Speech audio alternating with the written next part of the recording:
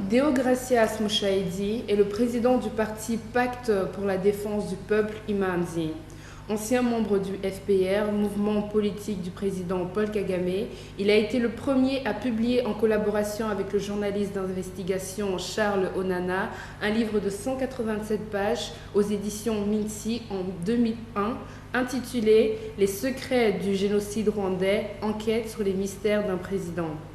Le 4 mars, Deo Moussaïdi est arrêté à la frontière burundaise et est transféré par la police burundaise à Bujumbura. Le lendemain, il est extradé au Rwanda, malgré l'absence d'un mandat d'arrêt international ou même d'une quelconque procédure judiciaire à son encontre. Le 17 septembre 2010, la Haute Cour de justice rwandaise le condamne à la prison à perpétuité après l'avoir reconnu coupable notamment de recrutement d'une rébellion contre le régime du président Paul Kagame. J'ai ici avec moi Gérard Kalangwa Semoshi. Quelle est la situation de Moussaïdi actuellement? Merci tout d'abord de m'avoir invité pour parler de la situation de Deo Moussaïdi, qui est le président, comme vous l'avez bien souligné, du parti Pacte pour la défense du peuple Manzi, et qui est détenu au Rwanda, comme vous le savez. Et il a interjeté l'appel du jugement rendu, lequel jugement recondamné à une perpétuité. Et depuis l'année passée, un temps s'est passé avant qu'on puisse fixer la date de l'audition. La date a été finalement fixée au 10 octobre 2011, mais malheureusement, l'audience n'a pas eu lieu, soit en disant que le représentant du ministère public était malade. Chose étonnante. Mais autre chose, c'est que le prévenu lui-même, c'est-à-dire Deo Moussaïdi, n'a pas été présenté devant le juge de la Cour suprême.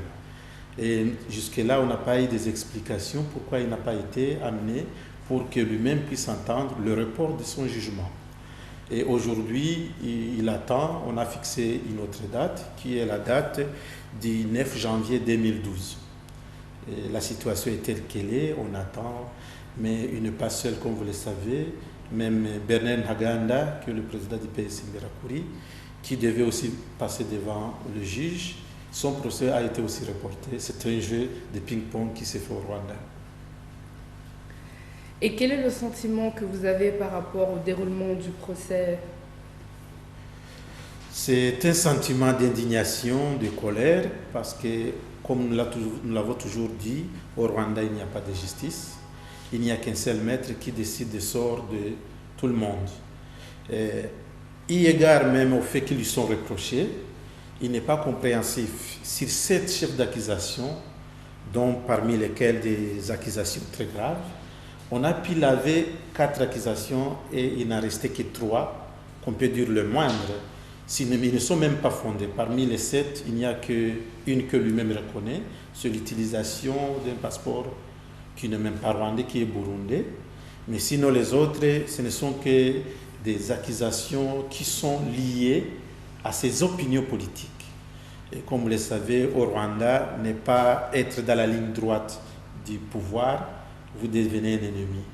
Ce n'est pas son cas, je le répète, c'est le cas du procès de victoire de leur ami Bernard Ntaganda.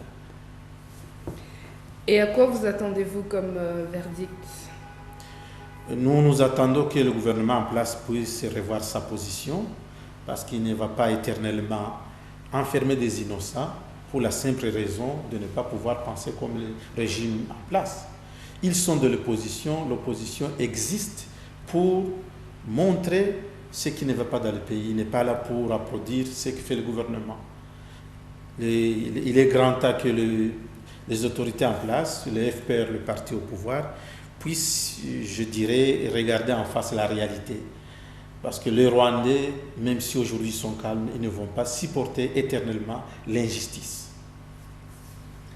Et qu'attendez-vous alors de la diaspora rwandaise, des citoyens rwandais? Qu'est-ce qu'ils peuvent faire pour dénoncer par exemple le fait qu'il y ait un procès injuste que vous appelez injuste contre Deo Moussaïdi? Nous attendons non seulement de la diaspora, mais de toute la communauté rwandaise, que ce soit de l'intérieur ou de l'extérieur, de pouvoir se mobiliser et rejeter l'injustice qu'ils subissent. On ne peut pas éternellement être sous les gens d'un pouvoir qui ne se soucie que de son avenir au lieu de se soucier du peuple. Et là, il incombe à tout un chacun de pouvoir prendre en conscience cette injustice.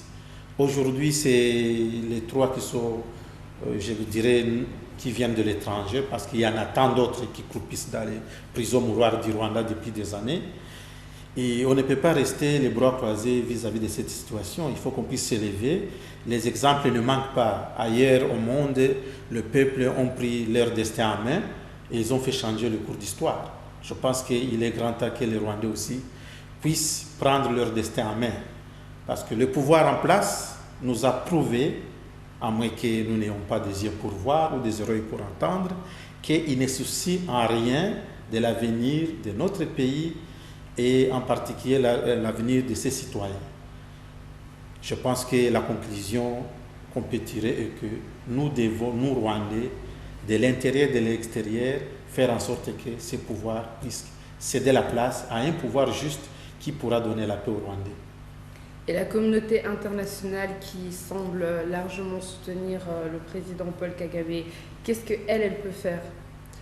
La communauté internationale a un rôle à jouer, mais d'abord, il faut partir du fait que nous, les Rwandais, nous puissions nous mobiliser et en fonction de cela, la communauté internationale verra qu'il n'y a pas d'alternative. La communauté internationale, c'est une tierce partie au problème, mais les premiers concernés, ce sont les Rwandais. Comme je l'ai dit, les exemples qu'on a eu récemment en Afrique du Nord, c'est le peuple qui s'est levé et la communauté internationale est venue appuyer la révolution, si on peut l'appeler ainsi, qui était en marche. Et ça, c'est un point. De deux, la communauté internationale, ce qui le concerne, pour les cas spécifiques du Rwanda, il a un rôle très important à jouer parce que même dans l'histoire du Rwanda, dans tout ce qui est arrivé, il a une grande responsabilité. Les Rwandais ne sont pas là pour remémorer l'histoire de ce qui s'est passé ou demander des comptes, mais cette fois-ci, nous demandons à la communauté nationale de ne pas regarder ce qui se passe, au contraire d'appuyer toutes ces initiatives qui se font à gauche, à droite, et des Rwandais qui veulent que les choses changent, mais changent pacifiquement. Sinon, le temps viendra où on risque d'aller au-delà de l'attentisme et peut-être retourner dans des cercles de violence. Comme on l'a toujours dit, les mêmes causes produisent les mêmes effets. Et le tournant dans lequel se trouve le Rwanda aujourd'hui, il y a des signaux qui montrent que la situation qui prévalait avant 90 et un peu après est la même qu'aujourd'hui. Donc pour vous, il pourrait y avoir un deuxième génocide ou une guerre civile ou... Il n'est pas question de qualifier, je ne saurais pas qualifier ce qui se passera, mais est-il qu'avec l'amertume que les gens ont, le cœur meurtri, avec une réconciliation qui tarde à venir, des plaies qui n'ont jamais été pensées, et je doute fort que ça puisse se terminer ainsi. C'est là où je dis, j'ai craint qu'on puisse retomber dans des violences. Et qu'on appellera génocide ou pas, attendons voir. Mais moi, en tant que Rwandais, mon souci est qu'on ne puisse pas y arriver. Il est grand temps qu'on puisse prendre des mesures qui s'imposent en fait que la paix règne dans cette région. Et il n'est pas question aussi de rester focalisé sur le Rwanda aussi.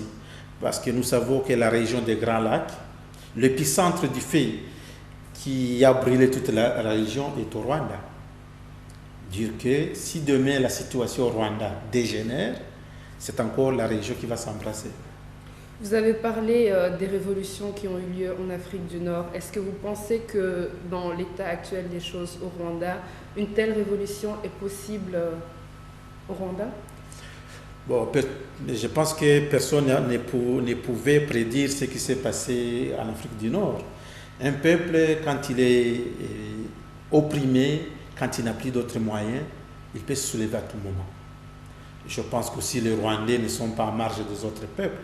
C'est un peuple qui, depuis bientôt plus de 16 ans, subit des injustices inqualifiables. Et du jour au lendemain, les gens quittent le pays, on dirait une maison en feu. Et toutes ces injustices réunies font que demain, un Rwandais qui n'a plus rien à perdre puisse aller dans la rue. Et je pense que c'est la situation qui a dégénéré en Afrique du Nord, qui a amené la population à aller dans la rue. Et c'est la même situation qui prévaut aujourd'hui au Rwanda. Pourtant, le régime du président Paul Kagame dit que les Rwandais qui sont actuellement au Rwanda ont une situation assez confortable, j'ai envie de dire, et que donc, de ce fait, même ceux qui sont en exil devraient retourner au pays pour contribuer à la reconstruction du pays, parce que le pays a beaucoup de mérite maintenant en ce qui s'agit de l'économie. Donc, selon vous, est-ce qu'il pourrait y avoir alors cette révolution, étant donné que les gens se sentent bien selon ce qu'on nous dit? Moi, je ne fais pas la même lecture des événements ni de la situation au Rwanda. Je ne sais pas en quel domaine. On parle de l'économie surtout, c'est ce que le gouvernement rwandais présente, mais il faut aussi aller plus en détail et voir cette économie. Moi, j'ai toujours dit que c'est une économie qui n'a pas de base solide, eu égard aux ressources que possède le Rwanda. Il faut aller chercher maintenant où sont venus ces capitaux et vous trouverez la réponse. Pour dire que tous les Rwandais se portent bien, qu'il n'y a pas la famine, je pense qu'au moment où ils disent ça, de l'autre côté, il y a des enfants qui meurent de faim, de quoi chier à l'école. Il y a des enfants qui ne peuvent plus aller à l'école. On a vu récemment un étudiant qui n'a pas eu d'autre choix que d'aller chercher un logis dans un arbre. Je ne sais pas, dans un pays où tout le monde va bien, que ça c'est une situation. Le régime a un discours que je dirais qu'il présente aux yeux de bailleurs de fonds. Comme vous le savez, le Rwanda vit des aides extérieures. Et comme il a eu, je peux dire, depuis le début de la prise du pouvoir, il a eu la clémence de la communauté internationale et il continue à en abuser. Mais je pense qu'aujourd'hui, la communauté internationale commence à voir que même ces soi-disant économies, qu'elle n'est pas, c'est un abo comme on le dit en anglais, c'est-à-dire qu'elle n'a pas de base solide. Concernant les Rwandais sont d'habitude un peuple paisible. Ils se taisent malgré la souffrance, ça fait partie de leur culture. Mais un jour, quand ils se lèvent, on ne sait pas quelle est la réaction. Sinon, la réalité sur le terrain est tout autre. Il n'y a qu'un poignet de gens, un clic de gens au pouvoir qui s'attribuent toute la richesse du pays, mais à côté, il y a la misère. En prenant par exemple la ville qu'on a toujours montrée comme une ville semblable aux villes européennes, c'est-à-dire Kigali, la capitale, à côté des immeubles flambant neufs, il y a la misère. Il y a des gens qui ne savent même pas manger 2 fois par jour, voire même 1 fois.